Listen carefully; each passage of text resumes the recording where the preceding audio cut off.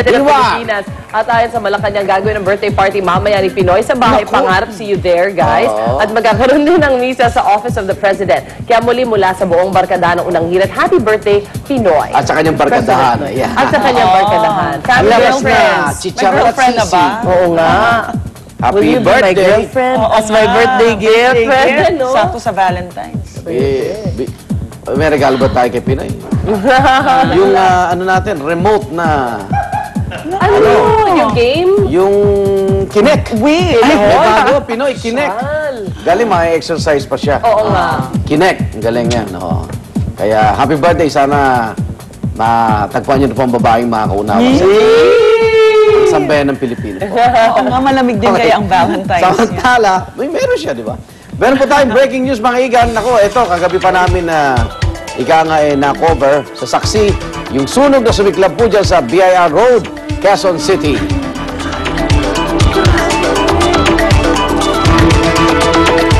Tuloy pa rin po pag-apula sa sunog na sumiklab sa isang komunidad sa kanto ng BIR Road at Quezon Avenue dito sa Quezon City. Tinatayang nasa 5,000 pamilya ang apektado ng sunog. Baga alas 11 ng gabi na magsimula ang apoy na umabot hanggang general alarm, ang pinakamataas na alarma ng sunog. Ang mga residente, naku po, nagkukumahog na nagsilikas, pero pilit pa rin na nagsalba ng ilang gamit. Hanggang kanina ay hindi pa rin matukoy ang pinagmulan ng apoy. At alamin natin, latest sunog na yan, kamusahin din natin ang lagay ng mga apektadong residente live mula sa BIR Road sa Quezon City. Arito po si Oscar Oida. Oscar.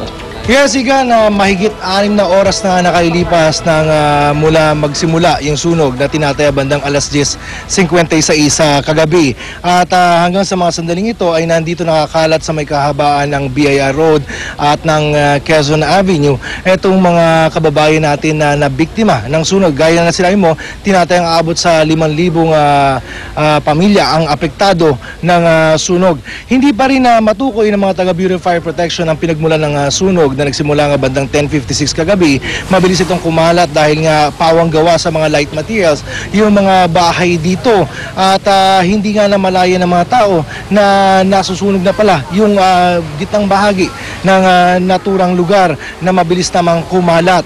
Agad itinaas ang hudyat ng sunog sa Task Force Delta makalipas magsimula ang sunog, bagamat muli itong iniakyat sa pinakamataas alarma bandang 1:15 na sa general alarm na nga. Hanggang sa mga sandali ito ay nagsasagawa pa rin ng mapping operation ang mga taga Bureau of Fire para nga maiwasan na mag-rekindle itong apoy. Tinatayang abot sa 7 ang napaulat na nasugatan, karamihan dito mga residente, at isa nga ay inatake pa raw, nagkaroon pa raw ng cardiac arrest, pero naisugod naman na sa pinakamalapit na ospital. Patuloy naman ang pag-iimbestiga ng mga otoridad sa pinaka naging sanhi ng sunog. Bagamat samot-sari ang mga nagiging kwento, may mga nagsasabi nagsimula raw ito sa faulty wiring, meron naman nagsasabi na meron daw mag-asawa nag-away, at meron naman nagsabi na may naiwan naman daw na gasang ilawan. So hindi pa rin matiyak ng mga bumbero ang punot dulo ng sunog sa mga sandaling ito. Igan? Maraming salamat, Oscar Oida.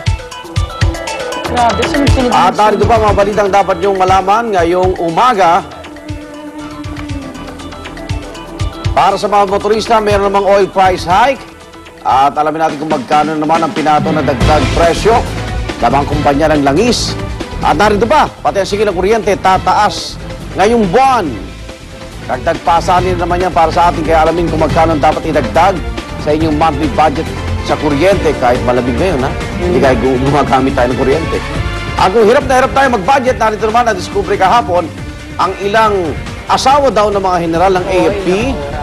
Panay ang biyahe at nakapagpatayo pa ng mga garang bahay sa Amerika. Hindi ba nabili ng buo yun?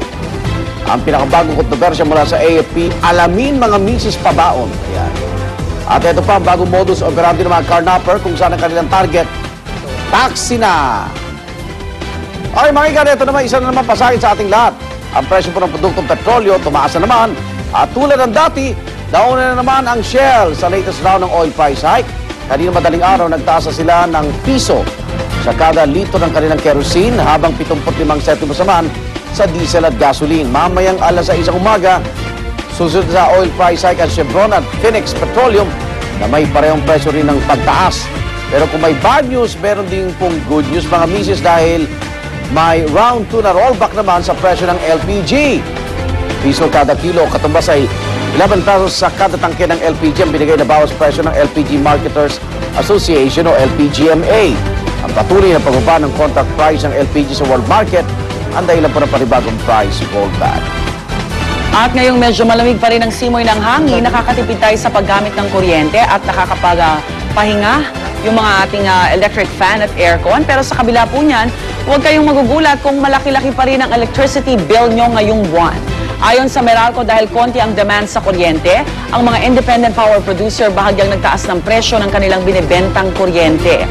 Halos 12 sentimos kada kilowatt o kilowatt hour ang dagdag singil sa generation charge ng Meralco. Kung kumukonsumo ka ng 101 kilowatt hour kada buwan, halos 12 pesos po ang dagdag niyan. Halos 24 pesos naman kung 200 kilowatt hour ang konsumo ninyo. Pero hindi lang Meralco may dagdag singil, kundi pati ang Napocor Small Power Utilities Group na nagseserbisyo sa ilang isla sa Mindoro, Marinduque, Palawan, Masbate at Romblon. Hanggang mahigit piso kada kilowatt hour ang dagdag singil doon na inaprubahan ng Energy Regulatory Commission. Paliwanag na Napocor, kailangan mabawi nito ang mga ginastos noong 2005 para sa pag-supply ng kuryente sa islang o sa mga isang nabanggit. Samantala, patindi ang mga eksena sa investigasyon sa mga di umano'y insidente ng katiwalian sa AFP. Bagi ang mga may bahay ng ilang general, tawid na rin at nabisto yan sa magpatuloy ng Senate hearing kahapon. Ito po ang misis ni dating AFP Controller si Lieutenant General Cinto Limot, nakalimutan ko, Ligot pala, na si Erlinda, nakapagpatayo ng magarang bahay daw dyan sa Amerika. Gaya ng isang bahay niya sa California, mahigit $183,000 ang halaga. Binili raw ni Erlinda cash. Para ibiyahin rin sa abroad si Miss Ligot, kasama ang misis, ayaya lang. Ni dating AP Chief of Staff General Angelo Reyes sa si Teresita.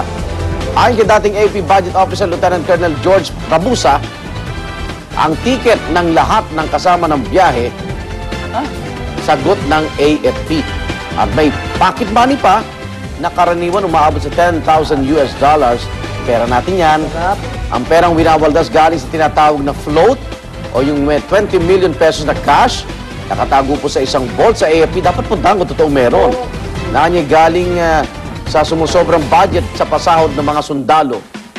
Akala ko kulang ang sahod, ba't may pasobra pa? Si Lieutenant General Ligot, unang tinanggi ang mga paratang, pero sa ilang bahagi pa ng pag-isa sa kanya, may biglang naalala na raw siya, pero mabilis din siyang kumambyo. Panoorin po natin. May bahay po, pero yung pinakita po, ngayon ko lang nakita po yan. May bahay talaga? Ang asawa niyo? According to the information filed by Ombudsman, Your Honor. Hindi ho ba kayo nagtanong sa asawa niyo, "Oh, honey, bakit ka bumili ng bahay sa Amerika na hindi ko alam?" Natanong ko po yan sa kanya. Oh, yun naman. Oh, di aware ka pala. Nung after it was filed in the Sandigan Bayan. Tinatanong na nga kita ngayon. Hindi, laging, I am not aware. Tapos ngayon, aware ka pala. Hindi rin mas... Oo, alam mo yung pinapakinggan ko yan, sinusubaybayan ko kahapon. Ako yung nahihiya eh. Nahihiya para Nahihiya, sa kanya. napu-frustrate at saka nagbibilib din ako sa tapang Tingnan at mo. sa conviction na hindi ako magsasabi na kahit ano. Lahat tayo parang, di ba, emotional ng tao, galit. Pero natin yan. Pero ito pa yung nangyari, 2001, 2005. Ang tanong, May habol dapat pa ba sabihin ng komite kung ito ba ay nangyayari pa ngayon. Kasi after nang lumitaw nga itong si... Dati na to eh, pag binasa mo yung testimonya nung ni Clarita yung asawa ni Garcia, nakuwento na to eh. Ngayon lang uli na uulit. Alam mo, pag inuwento nga, kala mo bago. Pero after nang lumutang bat na booking si Garcia, nagkaroon na ba ng reforma? Kasi apat na controllership na yun. Apat na bahatian o apat na pagbabantayan. Naging times 4. Iba ba yung pabaon, pakimkim? Ayan. Sabi nila may reforms daw, pero Kasi sabi na parang, how sure are we? parang tradition na sa kanila yun na ganun Yes. yung kalakaran nila. Kaya yun yung nakakatakot. Si Mrs. Banggit ba? Mrs. David. Kamusta ba? Ang balita ko kasi, pag New Year, may New Year Ball sila. Alam mo, Amerikano lahat. Yung mga ladies, May New Year Ball po ang AFP kung saan ang mga misis ng mga general, malakihan po ng alahas. Oh my. Ganyan yan. Pag wala ang suot, ay, Wawa naman yung misis ni General, ganyan. Hindi kaya maganda parusa, na mamuhay sundalo sila, na ma-realize nila kung gaano kakawawa yung mga tao nakaharap doon sa gera, tapos wala silang mga gamit, wala sila halos makain, tapos nagpapakasasay. Nagtataka nga ako, may float savings daw sa sweldo ng sundalo. Ba't mo tinipirin yung... Save pa? May nasave pa Hindi, pala. kaya kino-convert yung mga sweldo ng sundalo para mapunuan itong sinatawag nilang float Float, fund. oo. Kamusta na yung daloy ng sweldo sa mga sundalo? Delay Nare-receive ba nga. talaga nila on time? Tama ba yung Hindi sinasabi lang active, nila? mga retirado. Delayed yung kanilang pensyon. Oo. Okay, sa kabila ng tumitinding kampanya kontra kidnapping, parang wala lang, business as usual pa rin ng mga kidnapper kasi may mga buyer, tuloy ang kanilang operasyon. Katunayan, may bago pong style ang iba pang sindikato na nabiso ng Quezon City Police District. Asiste, ito yung kidnapper, magpapanggap po na nag-a-apply ng taxi driver. Pero agad niyang tatrabahuin, ipakopya ang susi ng taxi. Siyempre, test drive niya, no? Ganon. Kapag nagawa na yun, saka siya magre-resign. Dito nakikilos ang kanyang buong grupo. Chechepuan nila yung taxi at kapag nasa lisihan ng bagong driver o yung operator, madali na po maitatakas ang taxi gamit ang duplicate na susi. Kanina, iniharap na po ng QCPD ang ilang na-recover na carnap taxi. Kanina po yan. Kaninang-kanina. Kasi maga. Payo ng pulisya sa mga kaninang kahapon. Payo ng pulisya sa mga taxi operator, kilatising mabuti ang mga nag-a-apply na driver. At kapag nabiktima ng carnapper, agad tumawag. Ito po, ako nakasulat na sa telepono 117. Siyempre. O mag-text sa 2920 o sa 0917-847-57